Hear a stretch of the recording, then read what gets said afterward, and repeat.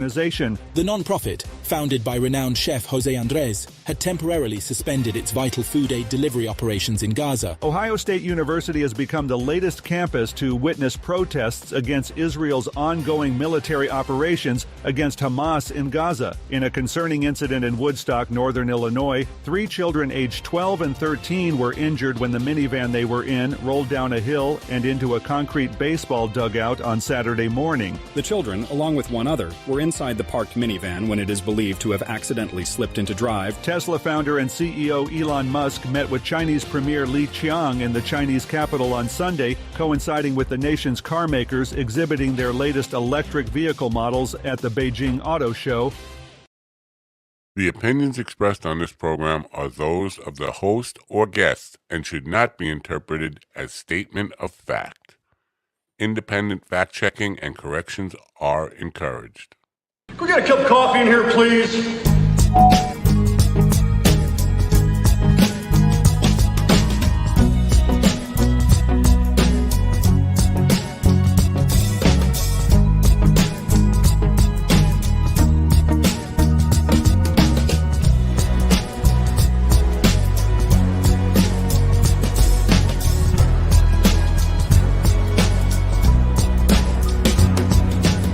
Damn good coffee and hot.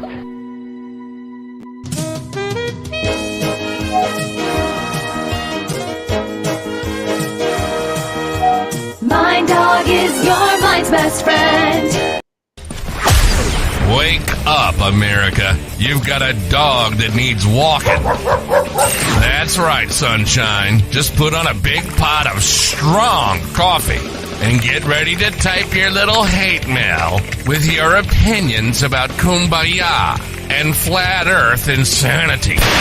Stand-up comedy? You want stand-up comedy? Well, we've got sit-down comedy. It's time for Coffee with the Dog. You make me laugh.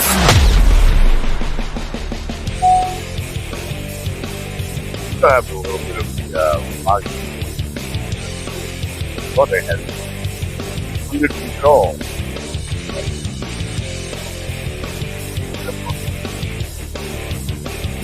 Now,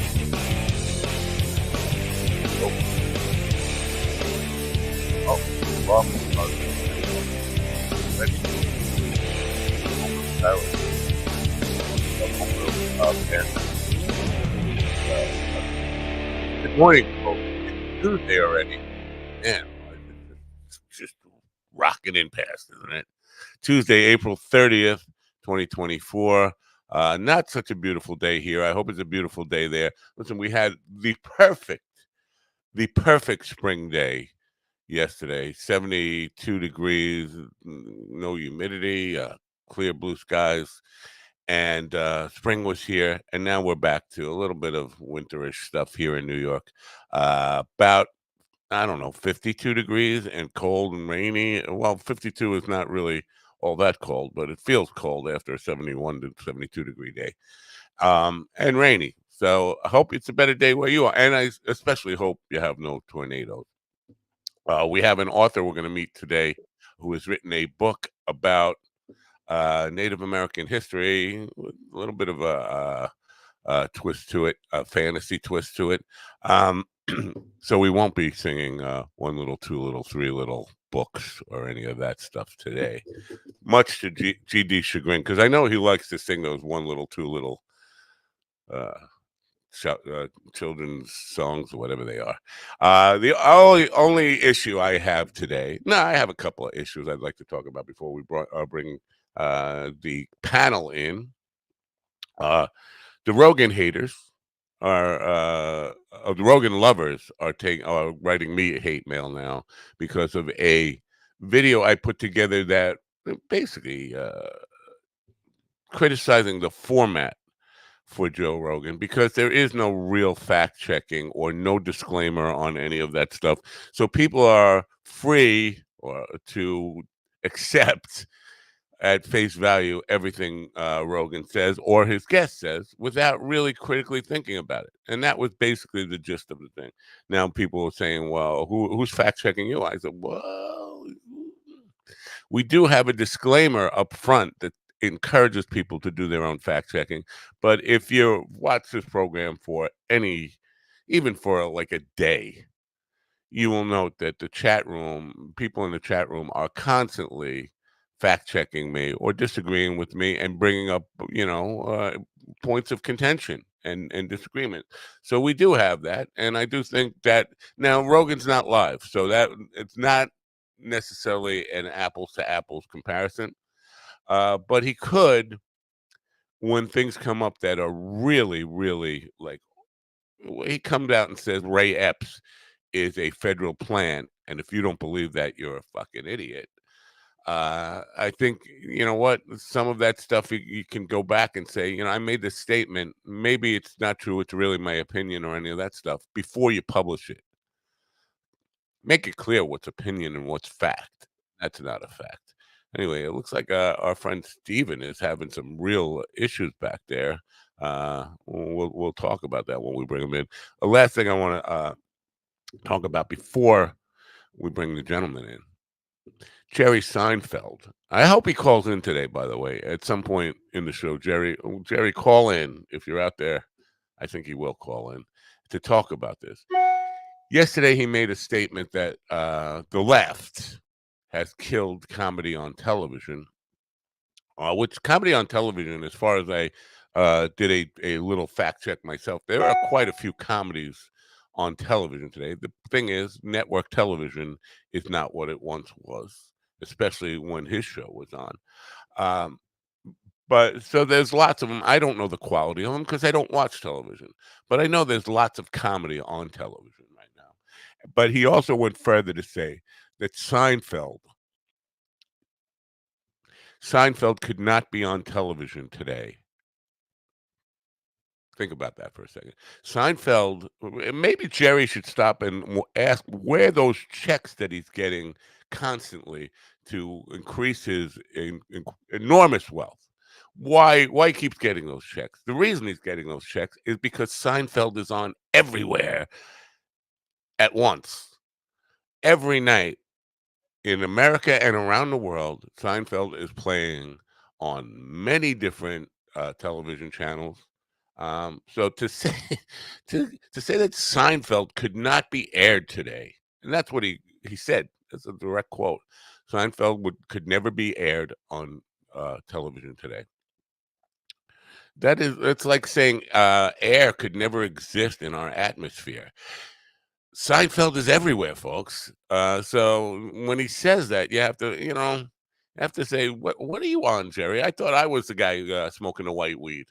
That's what I want to say to him. Anyway, now it's time to bring in the popping in and popping out Stephen Ortiz, popping in and popping out so he could steal my spot. What's this? People are changing layouts on me. The one and only Gigi Fenderson and Ron Kane. Hey.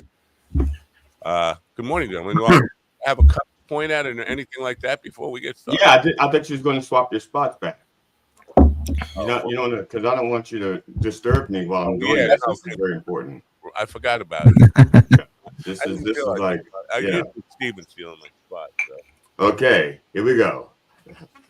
Good morning, America. MindDogTV.com. Mother's Day is 11 days away. Don't disappoint your mother again. Get her the good stuff from the great people at MindDog.com. He had difficulty with that. Great. Well, that's because it's early in the morning. I have trouble reading. And half off of all Willie's stuff. Remember, she's your mom. Mother. Classic.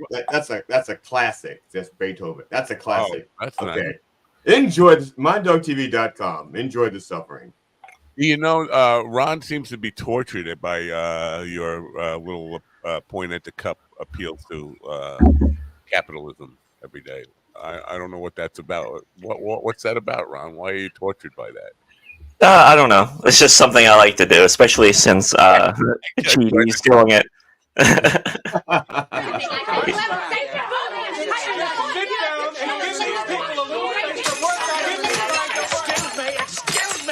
Cats and dogs living together. It must be Jerry Seinfeld, his rabble. Now, Yeah, If you don't mind, the corpse still has the floor. if you don't mind my saying this about Jerry, and I know the two of you are good friends, and so this may rub you the wrong way, but perhaps Jerry just doesn't know what he's talking about or what he's trying to say. Because aside from the points that you just made, maybe he meant to say it on network television. Okay. Because I don't think it's in syndication on network television. It's in syndication everywhere else in the civilized and parts of the uncivilized world. Correct. What's with this network TV? Or maybe he meant that it couldn't be made and not aired. I don't know. I don't know what's going through his mind because I'm not a big fan of what he thinks is comedy. But he does make more. Well, I hope that's not Jerry calling in already because I was hoping because we do have an early guest and I was hoping Jerry would call in after that. But yeah, we'll have him call in later. He'll probably need some more tea first.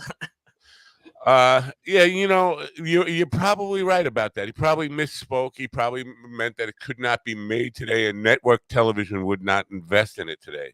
But for him, I think it was misspeaking, which is most of his comedy. I think it's just a series of misspeaks. Well, whoa, we lost Stephen again. He's popping in and popping out. That or somebody wheeled him out. I take people too literally sometimes, but when you say what you say, I like to direct quote rather than just kind of paraphrase. And it's probably more accurate. The headlines for these stories should have just said Jerry Seinfeld being a dick again about comedy. What would call Jerry a dick? Oh, he is. He is though. No, Jerry's a good friend, and we don't like to put our good friends down. No.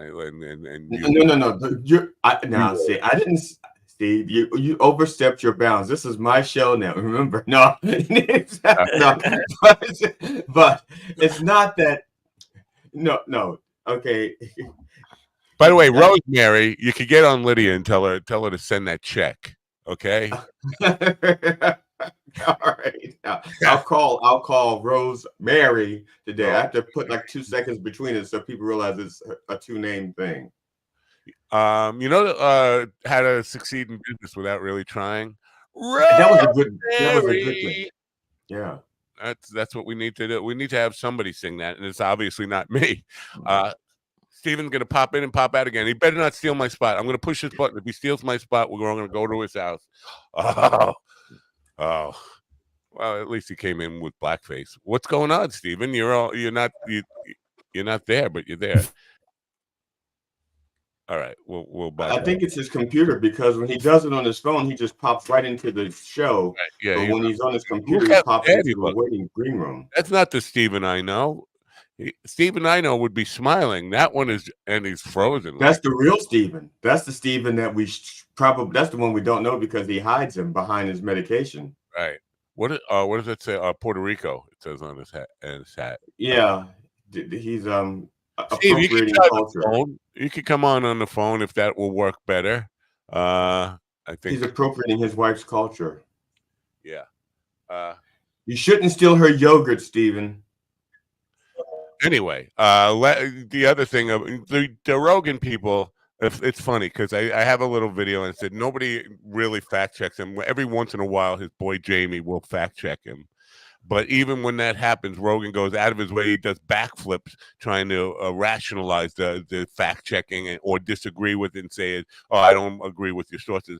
Like the kindergarten kitty litter story where he said, "I know a friend who teaches kindergarten. I have a friend who teaches kindergarten." First of all, Joe Rogan does not have any friends who teach kindergarten. You don't see a lot of people who get $120 million a year hanging out with kindergarten teachers. I'm just going to say that, and you could fact check me on that. There's probably one, but it's not Rogan.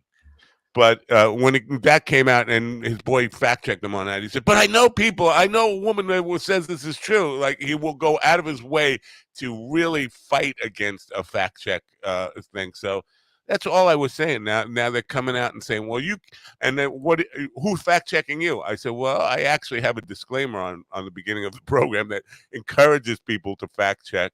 And we have a chat room full of people who are just waiting for me to say something wrong so that they could point out how wrong I was. And I have 3 other guys on the show who can disagree with me or say stuff and point out when I'm wrong. And I can think of plenty of examples. I got to point this out. You only have 2 guys on the show who can point out.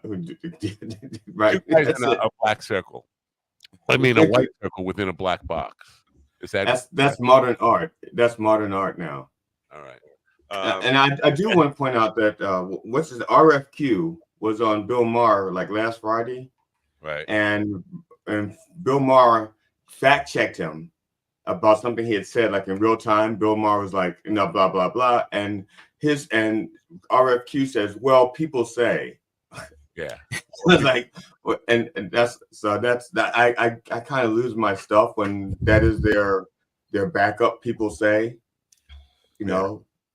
RFQ called out Donald Trump yesterday, but he did it in a way that made me chuckle. On Twitter, he called him out. Well, Steven's having in and out trouble here. But he said, why don't we deal with this like adults? He said that to Donald Trump, and I was like, do you know who you're talking to here? No. Why don't we deal with this like adults? Because that would never happen. That's why he can say it. That's like my wife can say, "Can we make love for 2 hours for once?" I'm like, no. Yes, for once. Yeah, we can if we add all the other times together. Sure. Steven's taking my spot. That little spot stealer. Look at him. Look at him go. And he's still in your spot, and he's not happy about it. We're late. We're late. We have to get our guest in here. I'm sorry, guys. Can you hear me now? Yes, we can hear you. You're not frozen. We can hear you. Hey. Don't pop out again. How about that? We're gonna play. I'm sorry, my computer's falling apart. All right. Well, we'll work on that. We will work on that.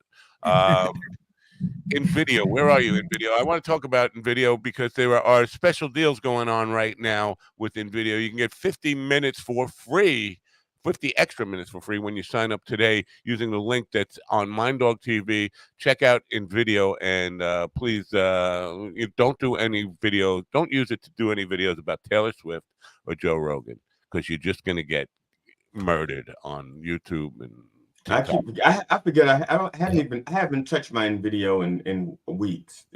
I haven't haven't touched it. You know what? I think you're going through the studio or something. We got to figure out exactly. I use it daily. How you're using it, but let's show the people the commercial. We'll come back. We'll meet.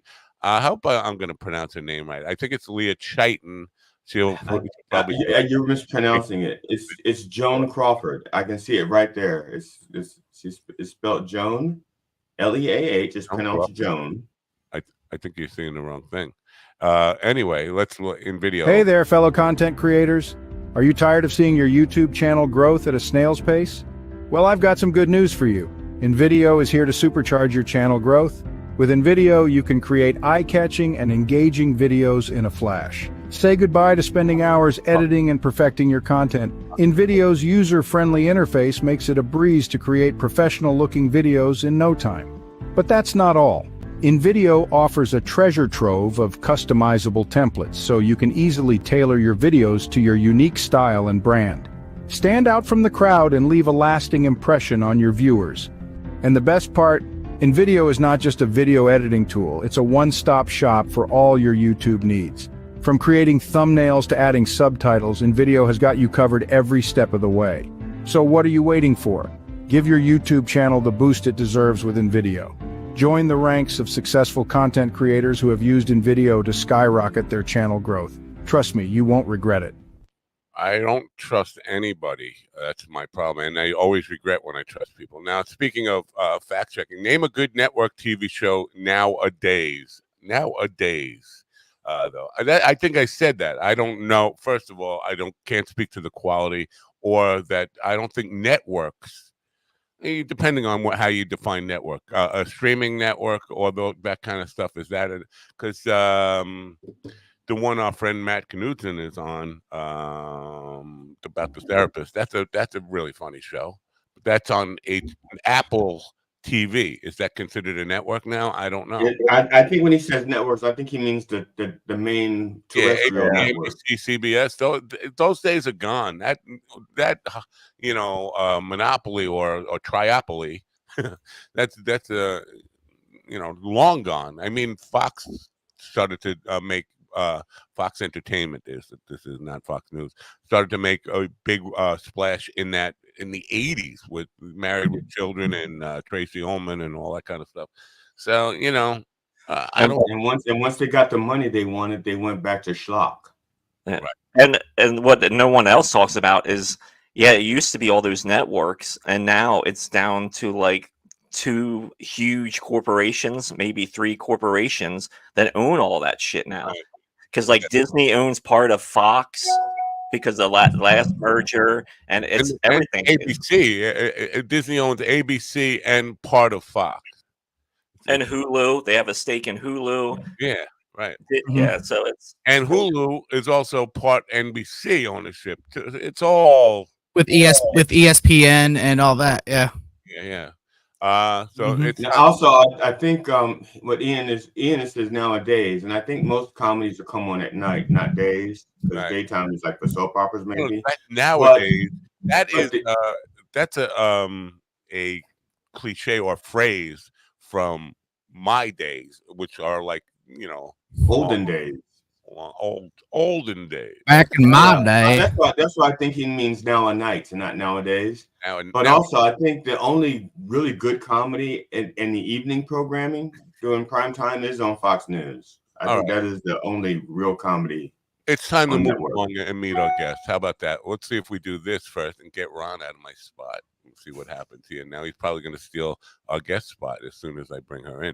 Leah Chiton. I hope I'm pronouncing her name correctly. Leah, if I'm not, please, at the minute you pop in the little screen, feel free to smack me in the face. Leah Chiton has been a philosopher since youth. That's a cool thing. In my youth, I was basically just still learning to tie my shoes. I'm not thinking about philosophy, though. She's a psychotherapist, workshop leader, and spiritual teacher. She facilitates groups that explore all facets of the human experience. Her new novel, The Soul of the Mountain, is a full adventure and fantasy blended with glaring Native American history. She's here now. Ladies and gentlemen, please welcome Leah Chiton. Is it Chiton? Amazing. You got it right. Oh, that is amazing. It's probably a first also. Thank you for being here. I'm going to bring up the cover of your book. Tell us a little bit about what inspired, because your first 2 books were really about women, right? Your first book was about Mary Magdalene, correct? That's correct. So now what inspired you to write about Native American history? Because we've been talking a little bit about it recently.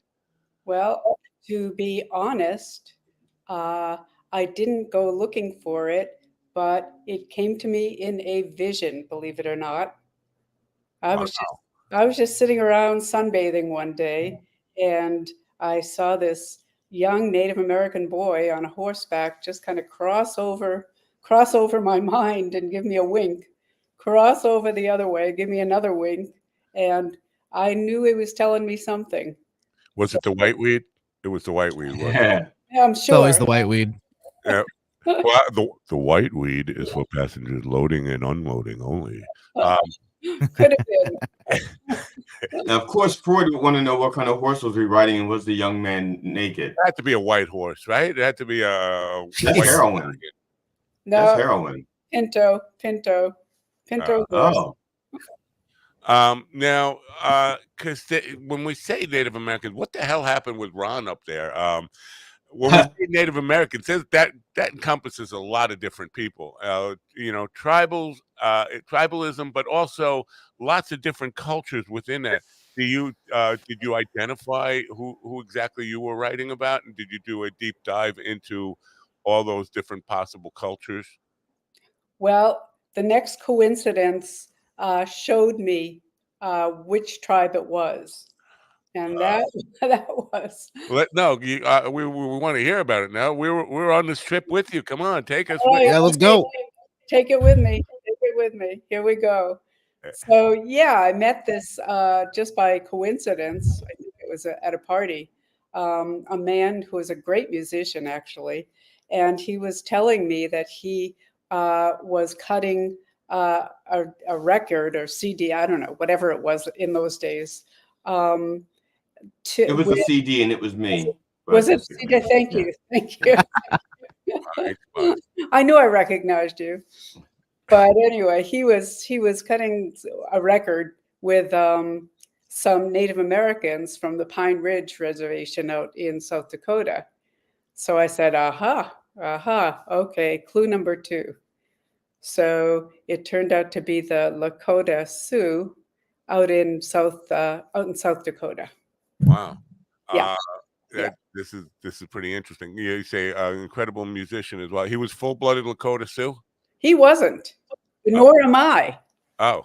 But I didn't think you were. With a name like Chiton, I would assume no. you're not a Native. It would be a far stretch. But I have a friend who is a Hopi, H-O-P-I. I never get that right. Hopi. Full-blooded. And I was in his house, and he has a grand piano there. He does not know a note of music and can't play the same piece twice. But he is an incredible musician. He will put on an hour concert of just, you would swear it's a symphony that he's playing, and it's just in the moment, and it will never be repeated. Never the same piece of music.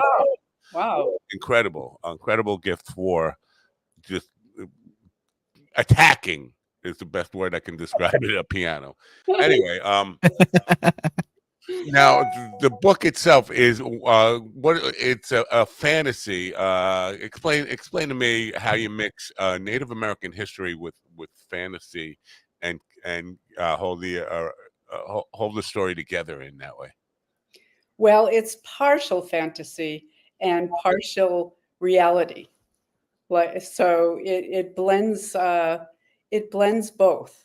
So it's not all Native American. It actually starts out in New York City with a $24 you could buy New York City from Native Americans. That's true. That's true. I doubt that story very much. A lot of our history it's questionable. I think that they want to. I think they want to say that there was a transaction, so that it doesn't say like we stole it outright. Right. Exactly. But then they just had to haggle over what kind of price so they're going to make it up for. It's like, well, what are we going to say? And how did they? Just guessing here. Fact check time. How would they come up with that number $24 in like this? I guess the 1700s or whenever that law was being written. Somebody had to come up with $24. Sounds like a good number. Why? Because that's what they could get for what it is that they're making. They're like, well, they don't know what money is, but we can make up any number we want. So you just blew it, man. You were supposed to say, because that's the Willie's sweatshirt is $48 and the half price comes out to $24. I was supposed to say that. I was supposed to divine. Oh my Lord! We discussed this in the meeting this morning. No, we discussed it be half off. We didn't discuss that I would know what the actual price is. Now let me because in the description of the book it starts off, if it weren't for the pipe, right away I'm thinking hallucinogens or something, peyote. If it weren't for the pipe, I might have thought it was a dream, but whenever I hold the pipe, it comes back to me, and I know that everything we experienced was real, and we remember who we were inside the mountain. What the without, you don't have to reveal the whole book, but the pipe seems to suggest, peyote or something. Is there that going on here? Or the pipeline and its oil. No, that's true too. But in this particular reference to pipe, the pipe is a very special religious. It's part of the religious traditions. Right, because they were smoking quite a bit of hallucinogens or mind-bending, peyote or DMT or whatever they were smoking in those pipes. It wasn't tobacco. These dudes love to party. Yeah. In a very strange way. Yes. Well, if we can just take a moment to, because you're a psychotherapist, workshop leader, spiritual leader. Do you believe there is healing properties with and healing benefits from smoking psychedelics or taking any kind of psychedelics? Well, I'm sure you know that there's a huge psychedelic renaissance going on. Yes, I do. That's why I'm asking. Heck yeah. I am interested.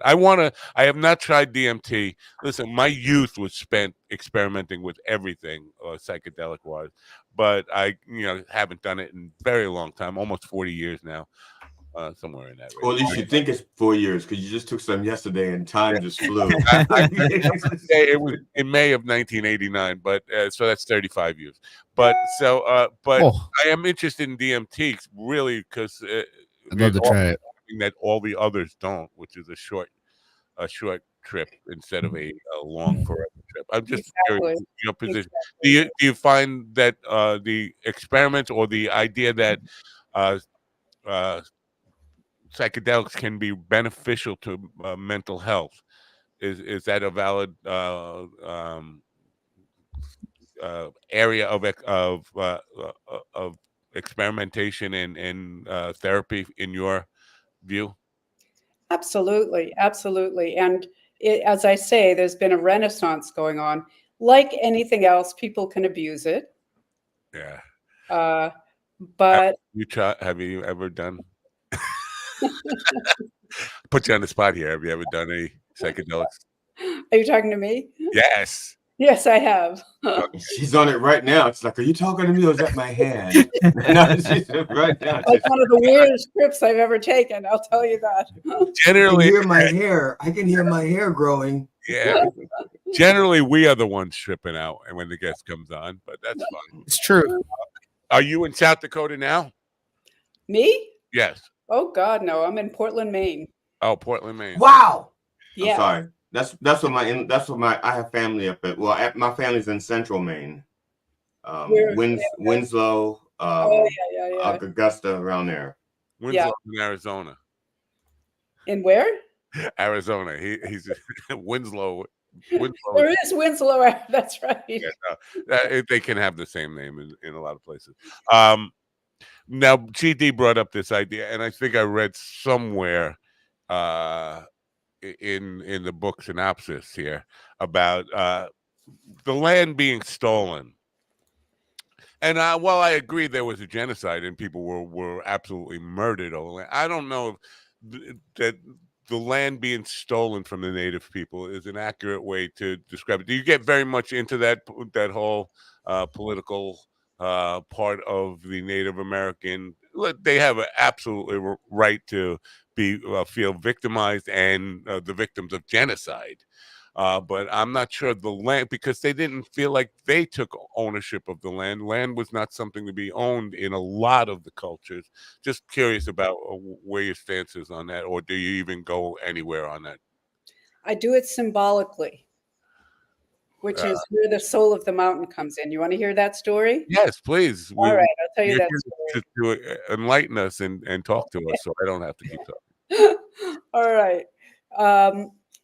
Years ago, when the reservation treaties were being made, I think it was the late 1800s, I can't quite remember. Yeah.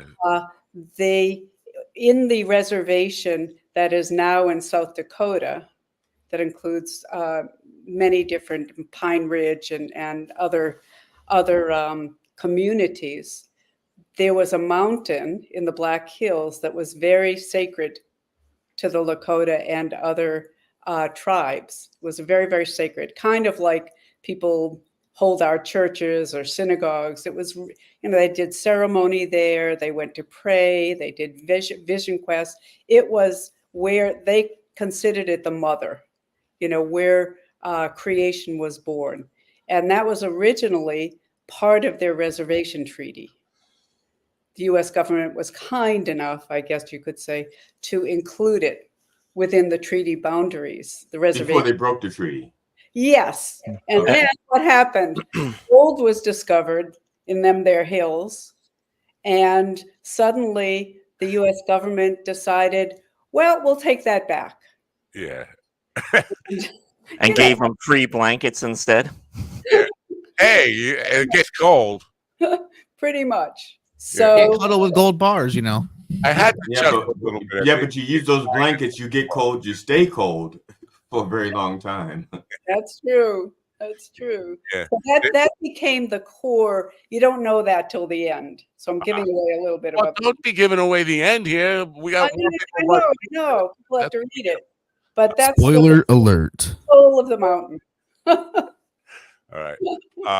Now But that's where the title came from. It was like that. The soul of the mountain was basically stolen, was put in exile when the gold diggers just kind of came in droves and kind of ravaged her body. okay. Now the protagonist of the book. Yes. Male or female? Female. Okay. Is it you? Is it a all my characters are part of me. Let's put it No, that I way. agree. That I ask every author that question, and it'll definitely irk a few. Some of them are proudly own it, but more often than not, I get a look of like, "Why are you asking me that?" I'm interested because when you're writing a novel, I don't write fiction, and when you're writing that, it's always kind of it's really hard to avoid putting yourself onto a character. Yeah, I'm saying it as if I know. I should ask you: is it really difficult to avoid putting too much of yourself into your main protagonist? I don't think so. I mean, in all, who are we? We have many different parts, right? So many different parts of us can get expressed through many different characters. Right. Including the male characters, including the old ones, the young ones. So we have different parts of us. So no, I don't find it difficult at all because the characters just start talking to me. Gotcha. And Those drugs that I did, I'm sure. But anyway, go ahead. No. Speaking of drugs, can we talk about the elephant behind you? The elephant in the room? That's what we were gonna get there because when I thought you like them? it was like a Native American tapestry. But there Yeah. were no elephants in North America. I would think it would. I said I didn't think of it as related to the Native Americans. I thought it was more like Hindu related. I was thinking woolly mammoth. Definitely. I think I bought it in India. Oh, India. So yeah, I brought them back. Wow. Yeah, I used to read a little Sanskrit. I recognize that elephant from my book. Yeah, there he is. They're supposed to be good luck. Oh, it's supposed to be good luck. Mm-hmm. It's but if you try to put one of their feet on a chain and stick it in your pocket, definitely not. Yeah, it doesn't I work. would have to dispute the good luck thing. You got booked on this program right, with that thing behind you. I mean, really. Maybe the elephant was off that day when that happened. Anyway, no, we appreciate you being here. We really do. So now the psychotherapist stuff and spiritual stuff, it seemed like a mix that is not necessarily common. It's something that I would think most psychotherapists are more of the clinical cognitive talking cure, as they call it, rather than spiritual. And that brings up a whole other thing. Is that a unique thing in psychotherapy, the spiritual aspect of it? I think in most psychotherapy, yes. Yeah. Do you try to keep it separate, or do you include it in psychotherapy? It depends on the person. It depends on what the person needs and where they can go and what will help. So yeah, it really depends on the person. And I have like two separate hats in a way. I mean, I have straight psychotherapy clients and I have students that work with me through a spiritual path that I teach in. Interesting. And they, then there's no limit. Okay. Now, what is the spiritual aspect of this in your mind? Do you believe in the traditional religious Judeo-Christian God? Is that a thing? No. Religion and spirituality are very different. Yeah, but the idea of this deity can be present without the religion. I mean, I just used the Judeo-Christian version because I don't know any other way to talk about that concept. But that concept of deity doesn't necessarily rely on religion, right?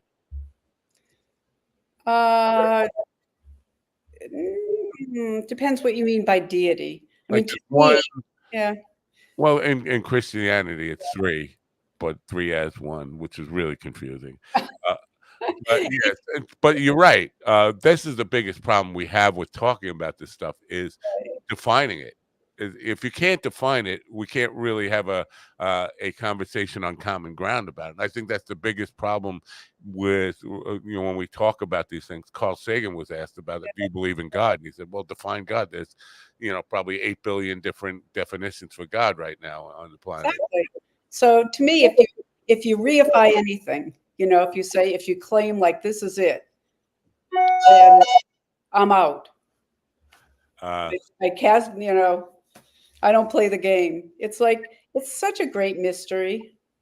Yeah. It's all such a great mystery when you come right down to it. Somebody,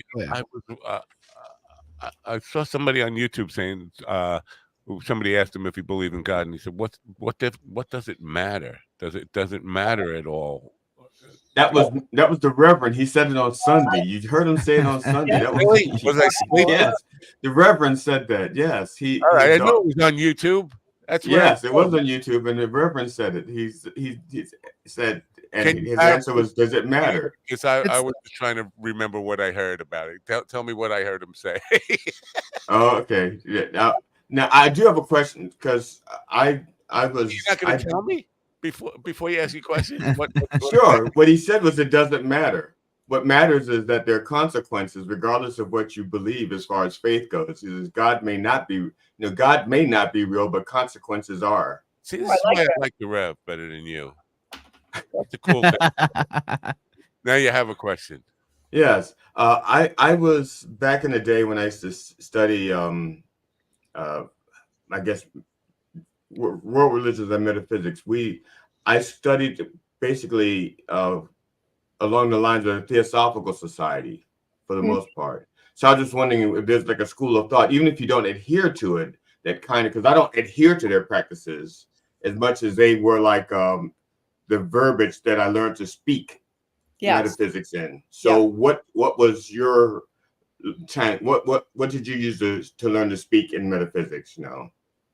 Yeah, it's a good question. Thank you. Because I don't know if I even got it out right. I'm glad you understood it. Honestly, I guess you'd call me very eclectic. It's okay, you're very eclectic. I called you that. Eclectic. I've studied many different traditions. Right. And so I can kind of speak whatever, I can speak in many different, using many different concepts. White women speak with forked tongue. Yes. Many concepts. White women speak with many concepts. Yes. So I wouldn't adhere to one, but I know many. But I do teach within a particular tradition, just because you got to land somewhere. Right, and that's what I was asking. What is the tradition that you use to teach in? Yeah, it would mean nothing to you, but all right. That is so condescending. How do you know it doesn't mean nothing to me? Yeah, I agree. Because you'd be among a very small group of size people. Doesn't matter. So okay, let's hear it. I'm not so sure about that, but all right. Poor GD. It's called the diamond approach. Okay. The diamond path. So, and it does mean something to me because I was a diamond broker. All right, there you go. So you know what it's like, that beautiful jewel with all those, facets and all that kind of stuff. You can make diamonds out of tequila, by the way. I just learned. No. Really? No? Can you? I think so. If you read Popular Mechanics, they'll tell you that. But Popular Mechanics is the new history channel where everything is stated there as fact. kind of like the Joe Rogan show. Growing up, you were a philosopher since youth. Now that had to be a kids. What do you? The question I'm building to is how did kids, your fellow children or people in your youth, treat you with it? Because kids don't want to, young people don't want to talk about anything heavy. They want to talk about Taylor Swift, or in your day, probably not Taylor Swift, but or whatever it was in my day. right. The Beatles. How were you? Was that accepted? Did you have a tough time, like finding, or were you always surrounding yourself with older people to talk about philosophical things? No, I almost didn't graduate high school because I really just everything felt so meaningless to me. It was like I just couldn't get into things when there was so much broader and deeper questions and problems in the world. It's like we're sitting here learning this. It just didn't make any sense to me. It was so I never went to classes. I just did my own studying. Me too. I actually didn't. I went to the very first day of my junior year in high school. Chemistry, I went to the very first day and then took the final and aced the final. And the guy like, how could you do that in chemistry? You have to take some of the labs. You have to. I was Did the same thing in high school. Not necessarily really understanding. Wow. Did you really? Wow. I graduated 2 years early from high school, actually. Wow. Get my textbooks and read ahead and then just do the test and just do my own thing during the year. Yeah. Wow. Genius. Yeah. A genius. Cool. So now, are you self-published or are you with a traditional publishing company? Hybrid. So more self. I've never heard of hybrid before. Have you guys ever heard of hybrid publishing, where you're involved with it's partially self-published and partially traditionally published? How does that work? I still have to pay something, but not much. Okay. And then we split the proceeds or something like that. That's what I was gonna. Because part of this, you're still doing all the marketing. You're still doing the heavy lifting, the work. You're the one that has to come on these shows and do all this stuff. But they're taking a cut. I know. I know. Yeah. Yeah. That's the benefit of self-publishing, is that if you're going to be doing all that yourself, you might as well take the lion's share of the profit or all of the profit. It's really true. But you know what? Unless you're somebody really big, you do it for love. I know. Again, size shouldn't matter. Well, but it does, GD. I got into an argument on Twitter with a friend of mine who is a Robert F. Kennedy Jr. He's a friend of Robert F. Kennedy Jr. Why he's a big supporter of him. But Robert F. Kennedy Jr. was claiming that one of his books about Anthony Fauci sold over 1 million hardcover copies. And I was like, nobody, I don't care if you're J.K. Rowling, 1 million hardcover copies is like a dodo bird. Nobody's doing that anymore. And they took offense to that. Well, like, I'm not saying his book is not any good. I'm just saying nobody's selling 1 million copies, hardcover copies of books anymore. It's just not happening. Is your book available in the other formats, ebook and audiobook? Yes, audiobook should be out pretty soon. Did you read it? Did I read it? Yeah, did you do the audio? Who did the voice? Oh, no. I had somebody else do it, and she did a beautiful job. No, that was going to be my question. Well, was it important to you to have a female read it as the narrator, considering the protagonist is a female? Yes, because it's even though there's many other characters, she's obviously the protagonist. Although there's lots of male characters also that come in at different places. Very cool. Now, since your first book was Mary Magdalene, are the male characters in this book, have they all been are they castrata? Or are they devoid of toxic masculinity, or are they more real representative? I also have another book in between those two, but the first one in Mary Magdalene, no. I'm sorry, I meant the men in this book. I was saying, because you wrote the book of Mary Magdalene, you understand the history of how Oh, women were treated. yeah. So in light of that, in this book, are the men emasculated, or do they possess actual masculine toxicity?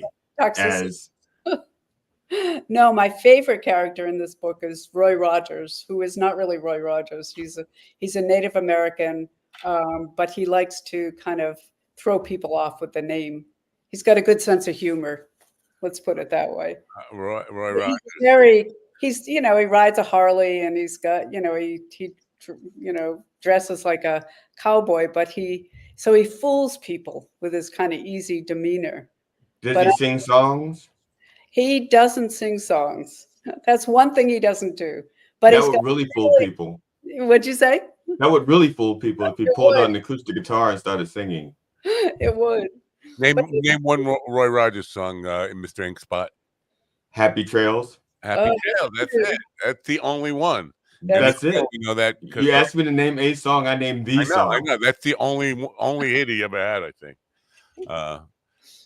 Now, because your books, and we won't keep you much longer, but I think I'm interested in this, because your books all seem to have a spiritual aspect to you. I want to ask about the writing process. We've had a lady on a couple of weeks ago who claimed to have pretty much channeled her book. She woke up in the middle of the night and a voice said, "Write the book." And she was scared by it because there was nobody in the house, but it kept if you build it, they will come. But she ended up writing a series of books from that. What is your? Are you driven by, in your mind? Are you driven by external forces? Winking Boy. You heard about Winking Boy? Winking Boy. Oh yes, that's true. Winking Boy. I would say yes, and it's not that terribly important. I think it not for the end product. I would agree with that, but I think for people trying to understand the creative process, because I talk about this all the time for songwriters and even comedians and stuff. Sometimes getting into that space where you're receptive to the ideas that are already out there in the unit. Maybe I'm getting a little too spiritual or philosophical here, but I feel like we don't write, we don't create, we're channeling the creativity that is in the universe, kind of like a radio receiving information from you said it better than I could. That's what it feels like. So is the process enjoyable for you then? And the question would be, how do you get into that zone? I mean, have you figured out a method for getting into that zone where you can receive it?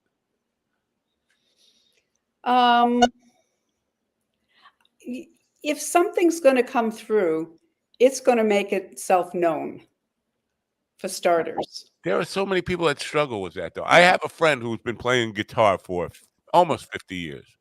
And he asked, how do you even write songs? How do you start to write songs? And I was like, how do you explain this to somebody who can't get into that? Just let it be. Let it be. Let it be. I'm thinking of Paul and you McCartney. say that over and over again, it becomes a song. That's true. Exactly. Thank you, TD. You just taught him how to write a song. So you have to think of it as play. Not serious, and get your inner critic out of the way. And it doesn't have to be perfect the first time. It's like play. And then you begin to just engage with the characters. Totally. I agree. I mean, that's how it works for me. But I think everybody has a different way of explaining how they do. They also have to be not afraid of what they may learn when they write and create. Because that's one of the biggest things. When we create stuff, we actually, if we're paying attention, we're learning about ourselves. Right. And so sometimes people are, as soon as this stuff comes, it's like, I don't want to know that about me.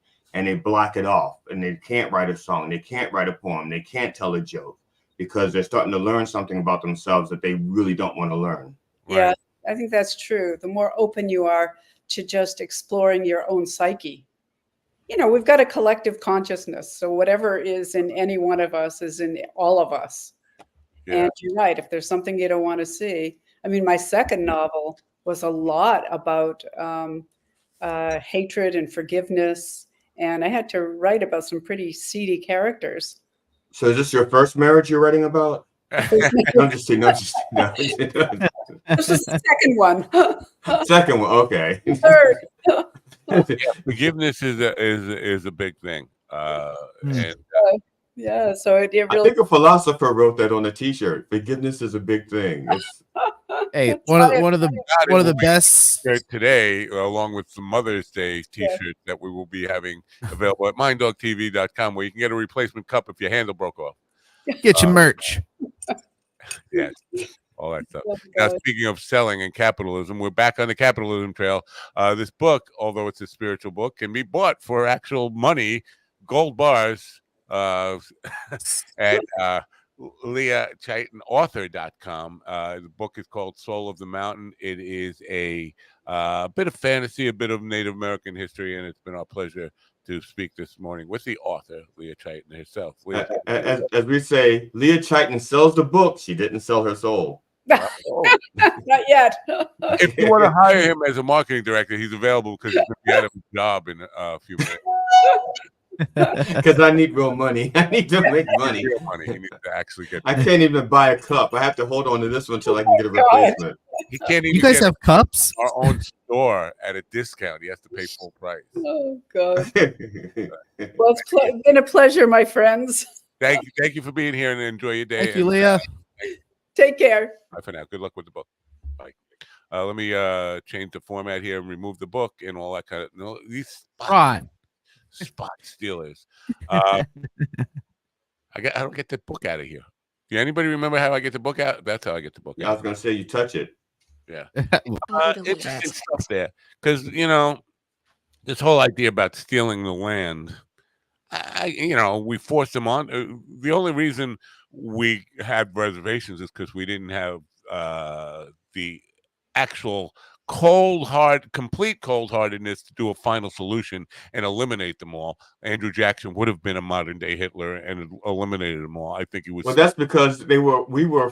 See, if we keep them around, they already know the land, and what they can eat and can't eat. We didn't want to start from scratch, so we wanted to save some of the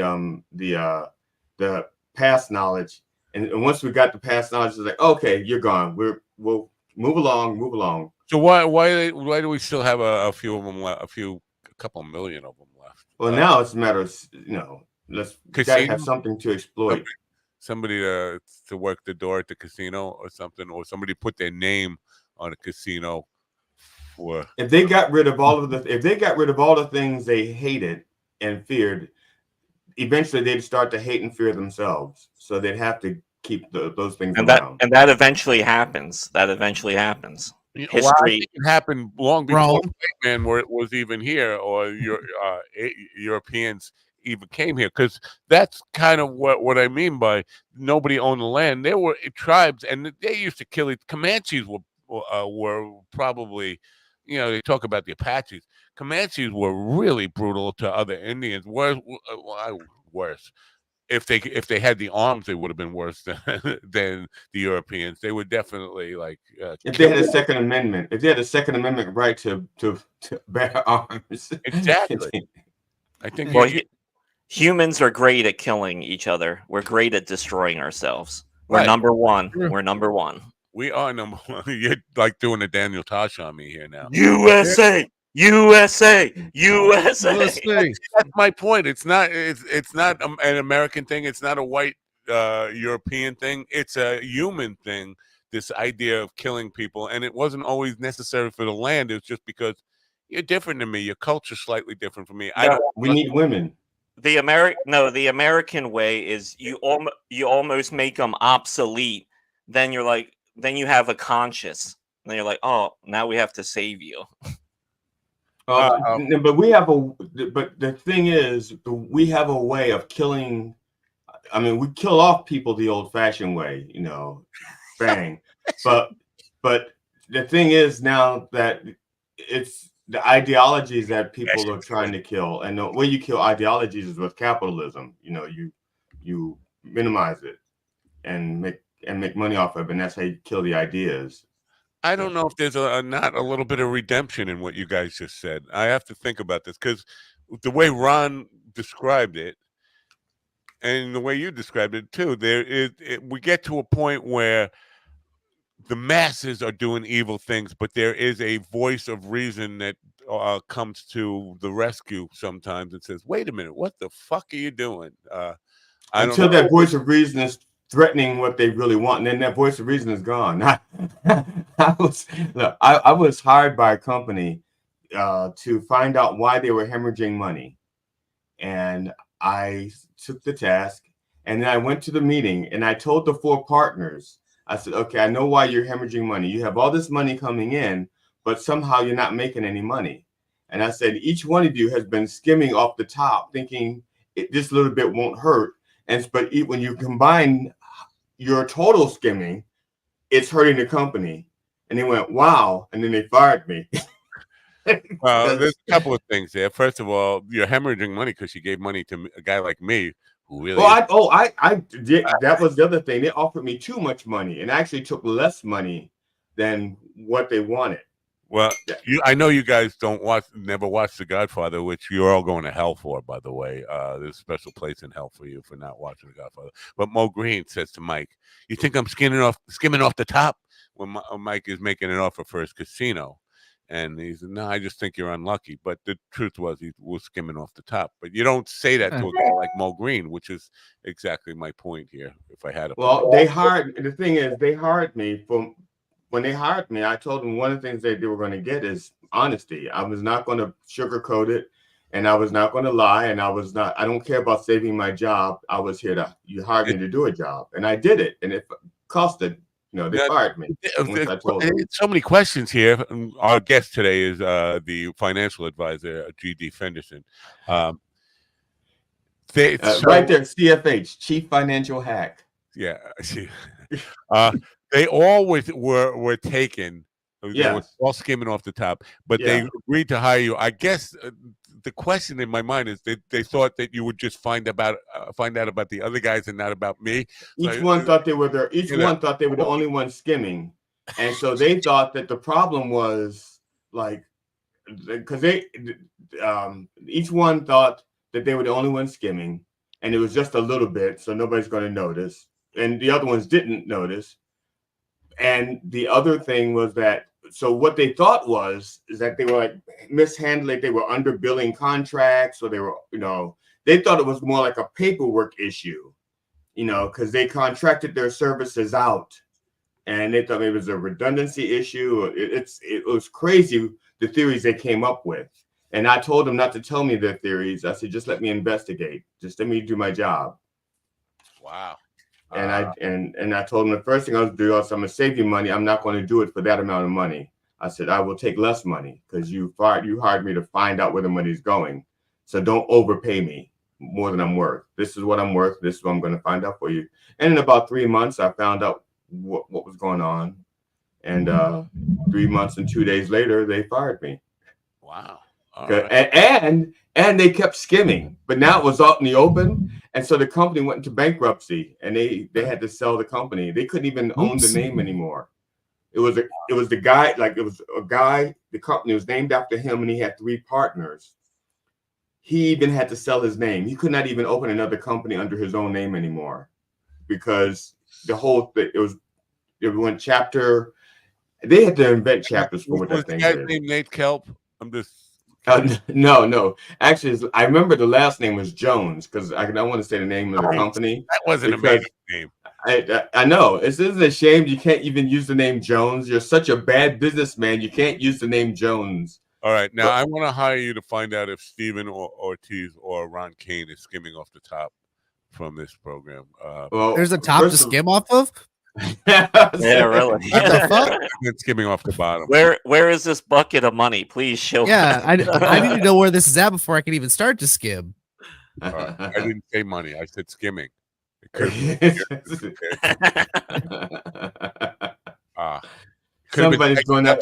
Someone's going after Matt's bagels in the meeting before the meeting starts. It's like, wait a second, I had 7 bagels. There's only 5 here. Yeah. I don't know when I buy bagels every week for the meeting. Nobody takes them. It's a disturbing thing to me. I told you I'm diabetic. If you want to mail one over, you can. I'm diabetic. I'm trying real hard not to eat bagels. It's hard though because I really like a good bagel. Is there sugar in bagels? It's the carbs. The carbs turn to sugar, and the sugar turns to warning alerts on my thing here. What the hell am I thinking of? I'm thinking of sugar. Oh, honey. The Wilson joke with the the fire from the candles shot up the wall and the roof, and the roof started burning out, and the fox burned over the barn and burned the barn, and the dog ate the meat and died. That the carbs turned to sugar. I don't know. Why that reminded me of the dog ate the meat and died. I don't know, because I'm a weird dude. But any novel that starts off with a synopsis of a novel, it starts off with, if it weren't for the pipe, I would have thought I was dreaming. I was like, all right, this is something I'm interested in. Right. You go like, before I read this book though, let me take a hit. Exactly. And the white weed is for people loading and unloading. Now, I mentioned the wedding I was at Sunday. Now, the keyboard player that was with us, I know he used to be a huge pothead. And I said, weed head, whatever you call them now. I said, did you try the white weed? He goes, that looks like crack to me. I'm telling you, that's going to scare people. It's either going to scare people, the ones that are really adventurous are going to go like, it looks like crack. Let's try it. It ain't nothing like crack, but it's incredibly strong. Do we have entertainment news or observances today? Yeah, I do have some entertainment headlines or whatever. I got busted yesterday for using a track that I got off of Envato as background music for entertainment news. So I had to create my own last night. I don't know if it's going to be good, but you want to do it now? Entertainment news? Sure. Yeah, I guess we could do it now. All right, let me start the music then. Now, wait. There we go. Now here with the entertainment news is our chief entertainment correspondent, Ron Kane. Ron? Morning, everybody. Showbiz is here. There's not a lot in the entertainment headlines. It's there's a lot of garbage today. But anyway, Barbara Streisand roasts Melissa McCarthy about Ozempic use after 75 pounds of weight loss. So Melissa McCarthy was on some red carpet, and she's looking a lot better than Barbara zinged her and said, "Oh, a nice dress, basically. Are you using Ozempic?" Oh. Yeah, so that did not fly very well, of course, and people came to Melissa's defense and were destroying Babs. So if you don't like Babs, this is your week, I guess. But was there reporting? Because I'd like to know how she said it. Because Hollywood is full of people using Ozempic, and it's almost like it's not like it's a secret anymore. So she may have been saying, "Oh, did you get those results?" Like another saying, "Did you get those results with Ozempic?" Not like, "Oh, you fat pig, you must have had Ozempic." I'm thinking, because I know Babs personally, I don't think she'd be like mean like that on purpose. Yeah, and also, I can see Barbara Streisand being just a super mean person. Do you see the picture of Melissa up there? You like really? Yeah, she looks good, man. Yeah, I thought she looked okay before. Oh, even as a bigger lady, she was kind of hot, so it's okay. Yeah. So it is what it is. Good for her. She's lost 75 pounds, and Barbara Streisand's like 81 years old now. So. Yeah, it could have just been a lack of filter. At 80, your filter starts to go when you turn 64 and you grow a mustache, and then your filter starts to it doesn't leave. You still have it, but it just breaks down. It just the holes in the filter get bigger, so bigger chunks of stuff get through. You would think somebody like Barbara Streisand would be more aware of body shaming or appearance shaming and all that stuff, because she went through hell with her nose. I was just about to say, what about her? What about the giant flap on her face she calls a nose? Shut up. That's what I'm saying. I don't think she was being mean. I think she was saying it is that a result of because like I said, it's Hollywood. Everybody Almost everybody's doing it. It's almost like, so who did your face? Was it Dr. Smooth Ass who did your face? You know, that kind of stuff.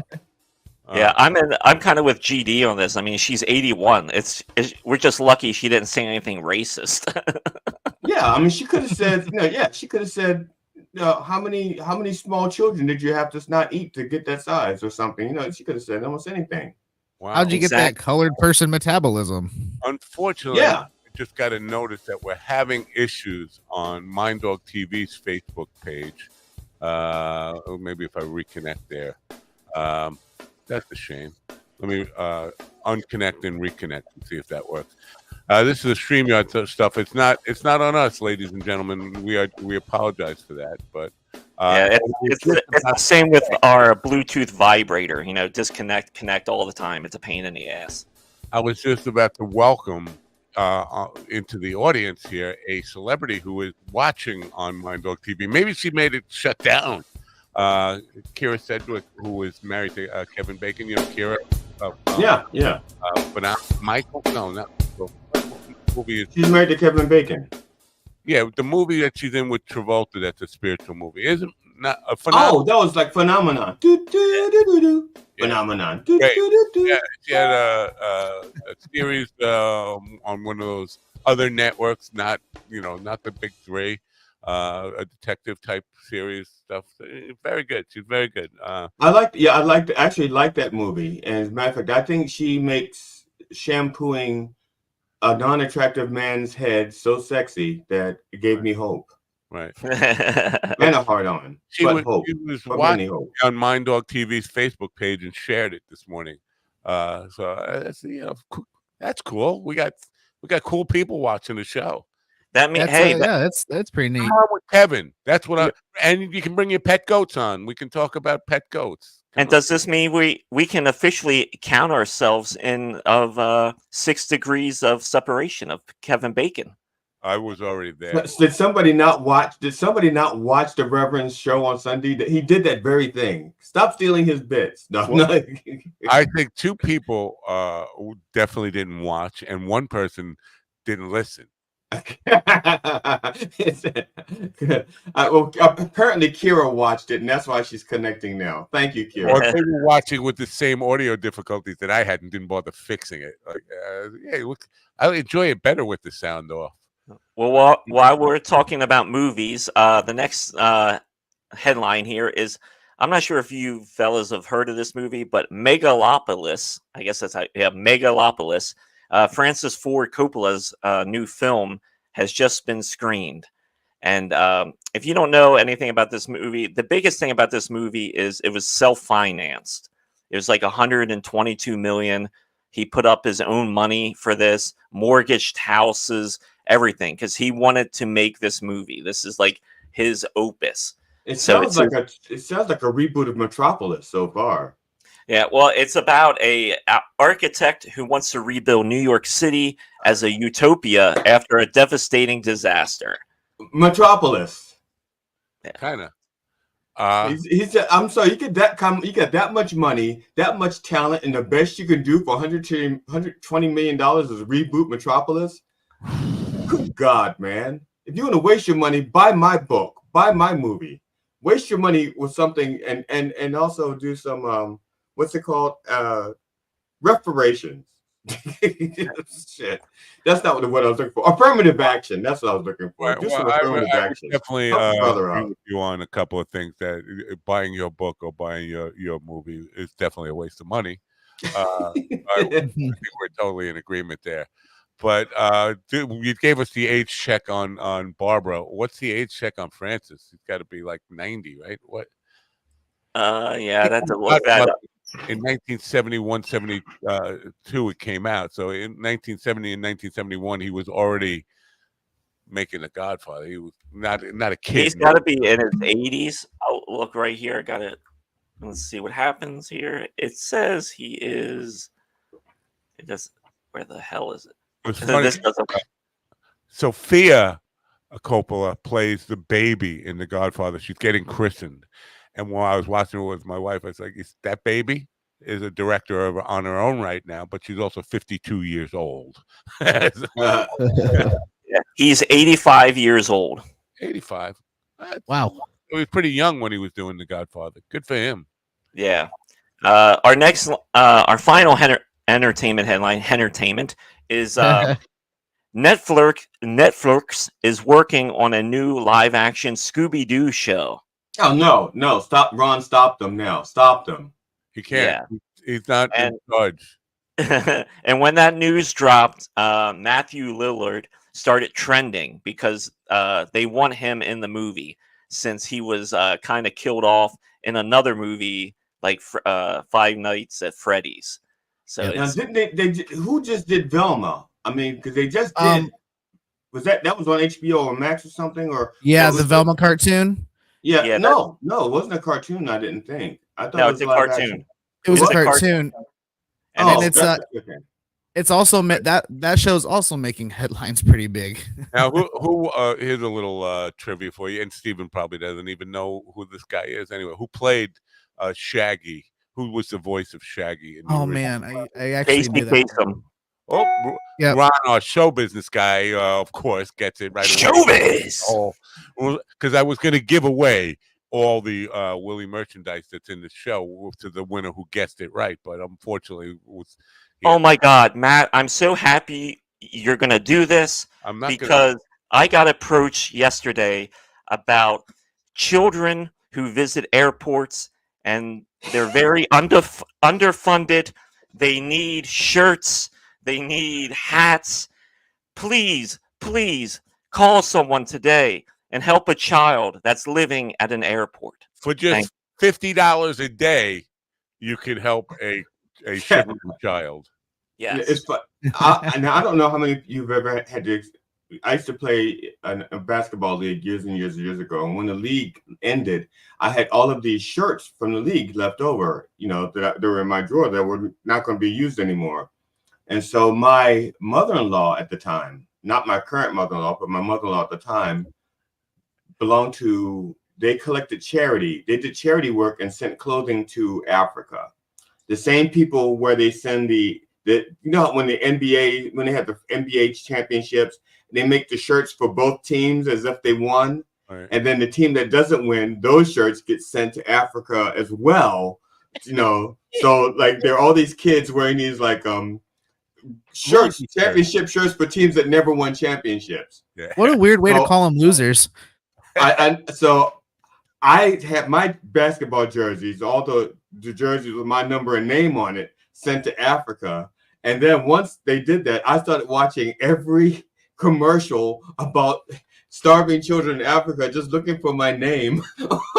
and people, my friends are going like, wow, you really care about starving kids. They're going like, hey, don't turn. No, leave that commercial on. And I'd watch it and they go like, he really cares about those starving children in Africa. Like, no, I spent years looking for my jersey. T-shirts, because I think both those guys are major losers, and I could just see. But no, you'd have to the expense there. We don't even give the loser shirts away here. We hold on everything unless you come up with the money. So kids from Africa have to buy their own shirt. So Scooby-Doo is in development. So that's where it's currently at, and eventually it's going to be showing up more. And that is showbiz today. Matt's gonna take a hit of that white crack, and that's how everybody's gonna sound to him. He's like, I want to piggyback. Wife is gonna walk in. She's gonna say, Matt. He's gonna hear Matt. He's gonna be talking to Scooby-Doo all day. So, Velma. Speaking of that, and this really hurt my soul. It hurt my childhood. The Velma show featured Scooby-Doo killing Velma. And then she comes back as a ghost and kills Scrappy-Doo in revenge. Scrappy-Doo. I never heard of Scrappy-Doo. You've never heard of Scrappy-Doo? Scooby's nephew. I'm old, man. Scooby-Doo. Oh, yeah, you're old. This was like peak, like you guys. No, Scrappy-Doo was way after my. Definitely. We would have been in our late teens. I love at least our late teens. We would have been outside of their demographic market. When I discovered Scooby-Doo, it was on Boomerang. Classic cartoon channel. From now on, and for people like me, Boomerang was a movie that Eddie Murphy was in that wasn't a very good movie. You have to give me a little heads up so I can say. And now a comment from our genius, boy genius who graduated high school 2 years early. It's no big deal. I could have Don't do graduated that. 2 years early. My mother wouldn't let me. I wasn't really any smarter than anyone else. I just really hated school, so I would just do everything I could to get through it. That's all I it could was. have got out of school early if I would have gave a hand job to the gym teacher, but that didn't work out. That would have helped quite a bit. and the gym teacher was a woman, and he didn't do it. Yeah. And that show Velma that Steve is talking about, that's Mindy was it Kipling or Kaling show from The Office? Yeah. Yeah, that's her show. Can't think of the lady's name who was on the program, who was a real life person of the Velma character. I mean, she looked exactly like her.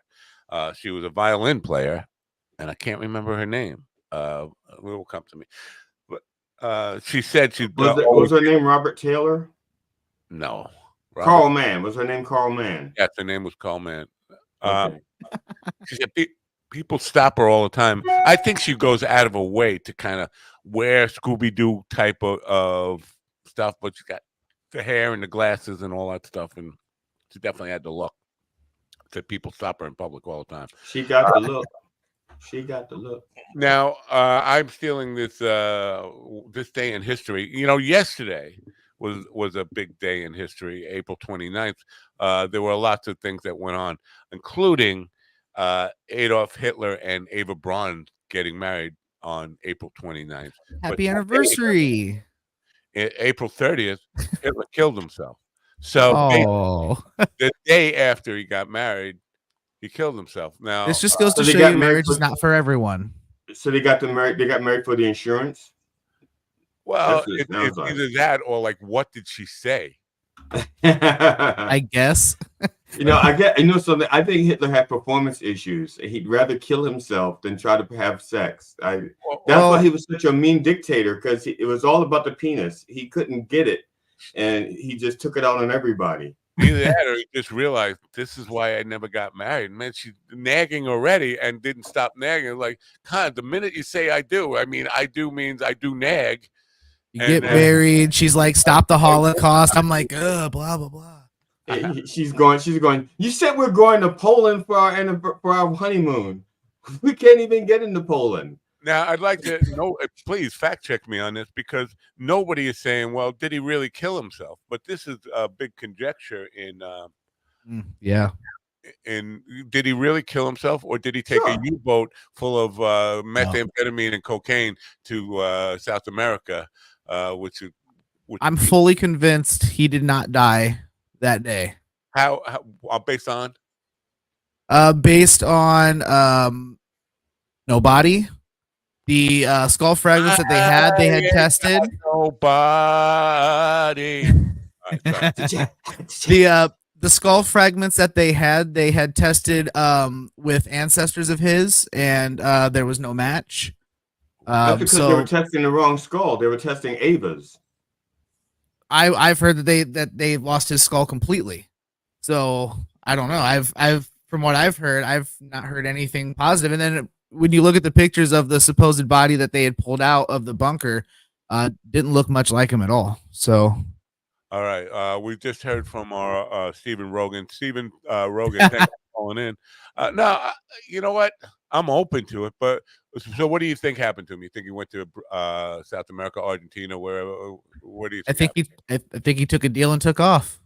How? How did he get out? How would he get out of Berlin? Man, I don't know.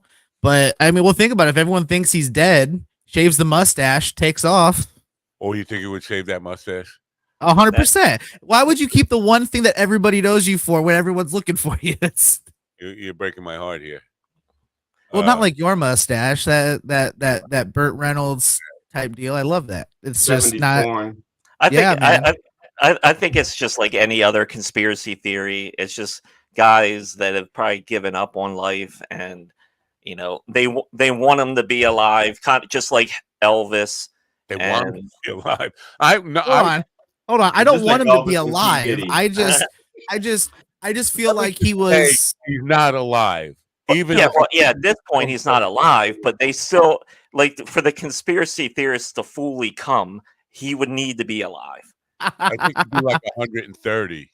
Look, listen. I every part of me wants to like hopes that he was just dead then and that was it. But I just, man, I don't know. Some part of me didn't want him to commit suicide because I wish he would have got caught and then. Well, yeah, justice would have been so much better. The Gaddafi treatment. You know, you remember what happened with Gaddafi? Oh yeah. They hung him and his head came off. Shoving No, swords. that wasn't Gaddafi. That was They were putting swords in his ass, and they were like making him like eat money and just all sorts of crazy shit. And then soon after that, the fad was to run up behind your buddy and stick a wiffle ball in his ass and say Gaddafi. And that's definitely a Long Island thing. Yeah, that's only a Long Island thing. That never happened over here, guys. Culture. We didn't do that where I lived. I think it was 2012. Look up this day in history or this year in history and Gaddafi, and I guarantee you will find social media filled with people. And I think you were probably right; it was a white boy thing. But yeah, as most really really fucked up things are nowadays. Oh, you racist bastard! No, I'm just being a historian. All right, so tell me, Mr. Historian, what was another really big significant thing that happened on April 30th in this? Oh yeah, but this I'm looking at the wrong calendar. I already turned my calendar from April to May. I can't answer any April questions because I moved my calendar to May so I wouldn't forget tomorrow.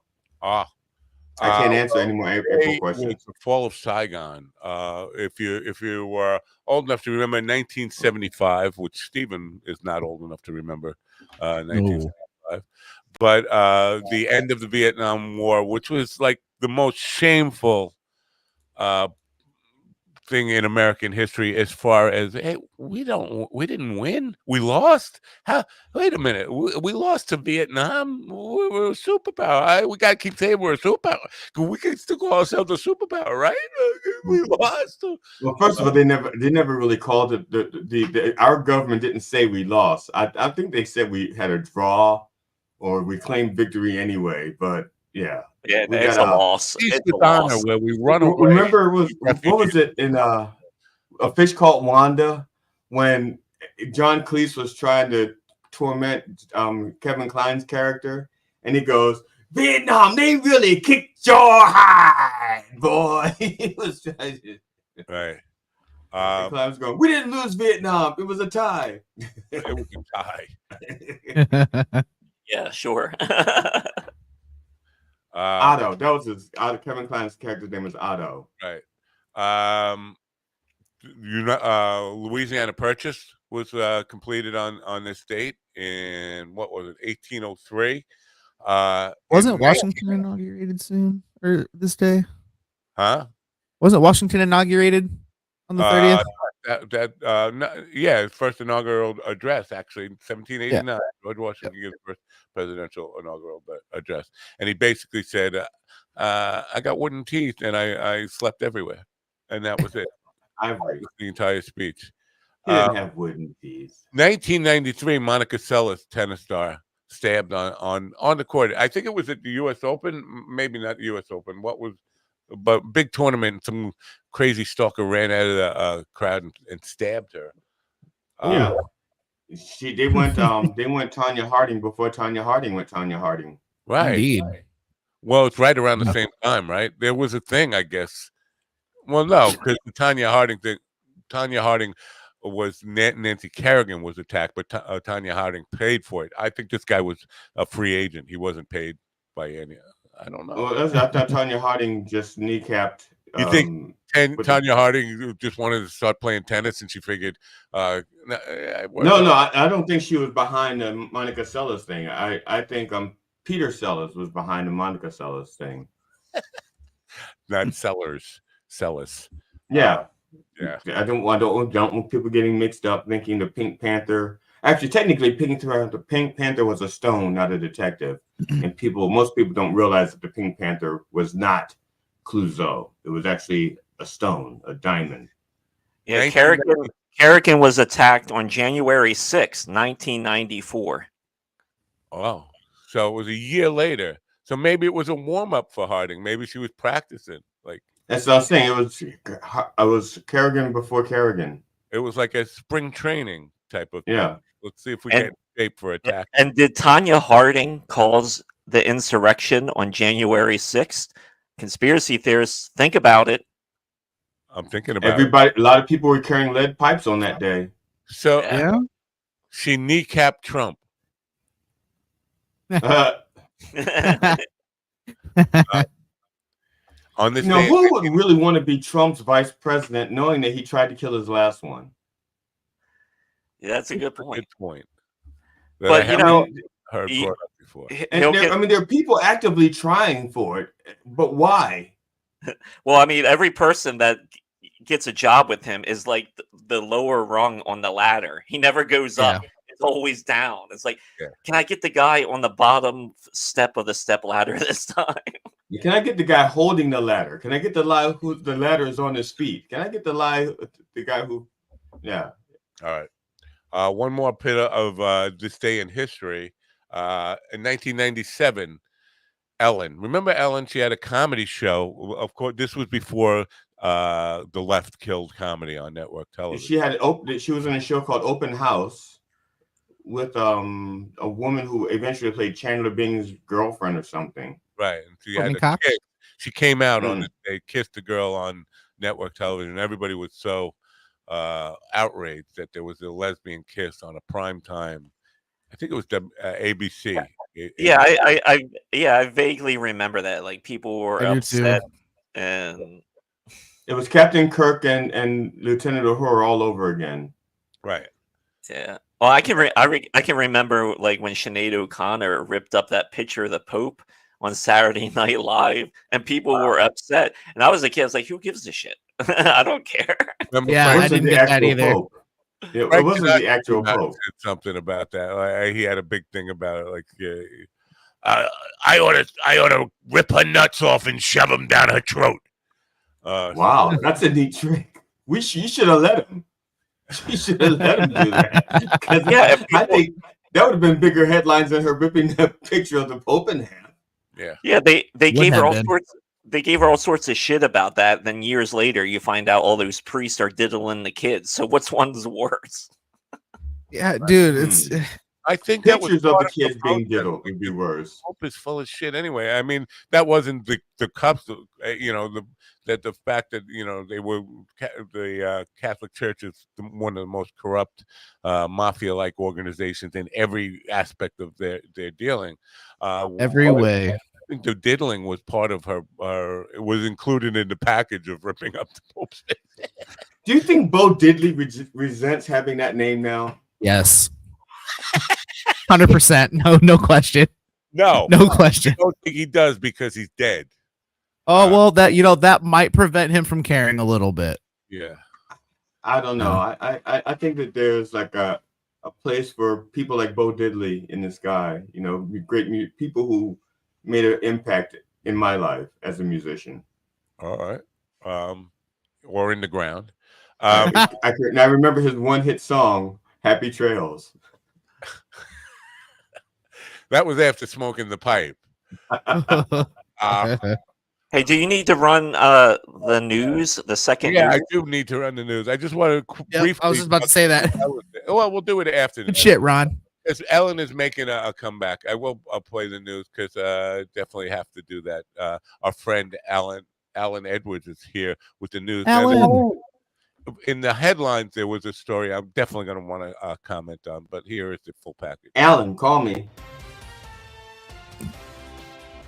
Tesla Founder and CEO Elon Musk met with Chinese Premier Li Qiang in the Chinese capital on Sunday, coinciding with the nation's car makers exhibiting their latest electric vehicle models at the Beijing Auto Show. During the meeting, Premier Li Qiang expressed to Musk his hope that the U.S. will work more closely with China on win-win cooperation, citing Tesla's operations in China as a successful example of economic collaboration, according to China's state broadcaster CCTV's main evening news program. Jim Kender reporting. In a tragic incident in southern Germany, 2 Ukrainian men aged 23 and 36 who resided in the county of Garmisch-Partenkirchen were stabbed to death on the premises of a shopping center in the village of Murnau in Upper Bavaria. Shortly after the killings on Saturday evening, police authorities arrested a 57-year-old Russian man as a possible suspect in the brutal slayings. The investigation into the motives behind the murders is ongoing. Joseph Eckerson reporting. Ohio State University has become the latest campus to witness protests against Israel's ongoing military operations against Hamas in Gaza. Overnight clashes between protesters and police on the university grounds resulted in over a dozen arrests. According to university spokesperson Benjamin Johnson, those who refused to disperse after warnings were arrested and charged with criminal trespass, citing rules prohibiting overnight events. A preliminary report indicated that a total of 36 arrests were made, including 16 students and 20 individuals unaffiliated with the university. Jessica Oakley reporting. World Central Kitchen has resumed its operations in Gaza 4 weeks after a tragic incident where 7 aid workers were killed by Israeli airstrikes, as announced by the organization. The non-profit, founded by renowned chef Jose Andres, had temporarily suspended its vital food aid delivery operations in Gaza following the devastating killings. Prior to the April 1st strike that claimed the lives of 7 World Central Kitchen aid workers, the organization had been sending approximately 2 tons of food to Gaza. Benjamin Wright reported. Baby, and show me your mashed potatoes. This is the latest news headlines. Pope Francis embarked on his first trip outside Rome in 7 months, visiting Venice for a packed itinerary that included an art exhibition, a stop at a prison, and a mass celebrated in St. Mark's Square. The dizzying morning visit, which culminated with the Mass, represented an increasingly rare outing for the 87-year-old pontiff, who has been hindered by health and mobility issues that have precluded any foreign trips so far this year. Paul Gomez reporting. The Massachusetts State Police have successfully dismantled a burglary ring that allegedly stole more than $4 million worth of jewelry, predominantly from the homes of South Asians across over 24 communities. 4 individuals, including 2 brothers, were indicted on April 18th after a 9-month investigation, facing 95 counts of unarmed burglary and breaking and entering a dwelling house in the daytime with intent to commit a felony. Wade Addison reporting. In a concerning incident in Woodstock, northern Illinois, 3 children aged 12 and 13 were injured when the minivan they were in rolled down a hill and into a concrete baseball dugout on Saturday morning. The children, along with one other, were inside the parked minivan when it is believed to have accidentally slipped into drive while the radio was being... All right. That's the first thing. I think he said 3 children ages 12 and 13. Right. I didn't hear the news. All I heard was music. Yeah, it was just music. Oh, I heard the news. You didn't hear the news? But I heard you guys talking over the news. I pulled up YouTube and I heard the news, but on my end in the studio, I didn't hear news, just music. Yeah, that's all I heard. You're weird. That's why we were talking, because we were just hearing the news go or the music going. I thought y'all was trying. I heard the news, and I also heard you guys talking. Weird. I heard the news too. No. Are you guys smoking the pipe together? Yes, that's not affecting my hearing. Wow. Okay. Yeah, I had to pull up YouTube to hear it. That's so weird, but it was on YouTube, but you guys didn't hear it. StreamYard needs to be informed of this weird little issue. It also happened when I was in the hospital on the iPad, but I thought it was because I was on the iPad, but apparently not. Now, Apple, because you're in the hospital, also notified of this little weird glitch thing. So the only story that I want to, kids 12 and 3 kids aged 12 and 13 were in a minivan. Now, they weren't all related. They didn't say they were related, so it could have been 2 12-year-olds and a 13-year-old, or 2 13-year-olds and a 12-year-old. So 3 kids, or a 25-year-old. Just add them together. All right. Or what they call a good time at the Jeffrey Epstein house. So the story is, because they did say a third person, so it could have been 3. He meant 3 people, and 2 children, ages 12 to 13. So they were in a parked van, no adult in the van, and then the thing accidentally got into drive and crashed into a kid's dugout on a baseball field. So unless it was a Tesla, I'm not buying it. Yeah, I'm not buying that for a second. That's not even a Tesla. I'm not even buying it. Nothing. The kids were either intentionally put it in drive, and was it running? So parents left the kids in a running vehicle in park, and the kids just said, "Oh, what happens when we put it on the D? Oh, you crash into a dugout." It's either that or they were roughhousing, just playing rough and knocked it into drive. But it doesn't accidentally go. It sounds like they were probably just pretending to drive and just were fucking around and crashed a car. That's what it sounds kind of like what kids do. Yeah, I mean, it sounds I remember being 12 years old, hanging out in my dad's car, like while they were outside, pretending we were driving around and shit, like being a kid. How that's a big news story. It seemed like as long as nobody was killed or seriously hurt, it's just like a fucked up neighborhood story to me. Yeah. There were the other stuff was the protest on campuses. I never understood. What do you hope to gain by protesting on a college campus? Like, the college is not responsible for it. If you're going to protest in front of the White House, protest in front of Congress, embassies. Yeah, embassies. What? Because this has been going on for at least 50 years that I remember, since 1968. And it almost always happens around finals week or graduation. And these are probably kids who weren't going to graduate or didn't want to take their finals.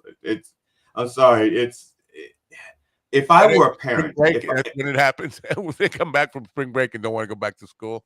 If I were a parent and I spent all that fucking money for my kid to graduate off the stage and get their education at a prestigious college or even a crappy college, I don't care. If I spent that kind of money and a bunch of yahoos were stopping it, forget the fucking police. They'd have to deal with me. I'd be out there going like, "Where's?" Yeah. I'd be like, okay, Hamas, this is going up your ass. Okay, they'd be arresting me, and every other parent would be like, "Let him go. I feel the same way." I like how your cat was in the background looking at you like you were a crazy person when you picked up the bat. The cat was like, "What the fuck?" Yeah, she's like, he's never grabbed the bat before. She ran. She doesn't. I know. She was like, "Oh shit." Joining us now is our special guest, G.D. Harding. But they got violent last night. According, I think it was on Columbia. They were like doing it looked like January 6th. They were breaking windows, throwing. Yeah, dude. If I found that kind of shit going on at my kid's college, I'd be there immediately. No questions asked. It doesn't happen. I'm sorry. I spent a lot of good money. Well, not in my kids. No, my kids' safety is at risk because you guys went from protesting to stupid. Like, what are you doing? They went stupid before they started protesting. There was probably like 5 or 6 people who really cared about the actual suffering, and wanted actual peace. But the ones that are grabbing hammers and pipes and shit and yelling, from the river to the sea, Israel doesn't have a right to exist, which is a good chunk of those MFs. I'm sorry, they are asking for the National Guard treatment. They're asking for the Kent State treatment. That's what they're asking for. Yeah. And I'm not condoning what happened at Kent State, but I'm saying they're trying to provoke it. It doesn't help when you have people that bastardize any movement just as an excuse to destroy and wreak havoc. But that happens with everything, though. Right? Yeah. That's what I'm saying. And it takes something with good intention and good heart. Any movement, regardless of what it is, and then people just bastardize it using it as an excuse to burn down a city. My problem with all of this is there isn't one journalist, quote unquote journalist, who has enough sense to, when they're covering these things, to actually ask the leaders or ask the people participating, why here? what do you hope to gain by protesting here at a college or by blocking a road to an airport? Why aren't you in front of the embassy? Why aren't you in front of the White House? Why aren't you in front of Congress? It's to get noticed. I mean, you see. I mean, that's why Trump does his. That's why he acts like a petulant child, because it gets him attention. And if you want to get attention in this country, you got to do something drastic. You got to block roads. You got to cry in a courtroom and be provocative. And doing it in front of Congress, doing it in front of the embassy as you do at Columbia University. Wouldn't you get the same amount of attention?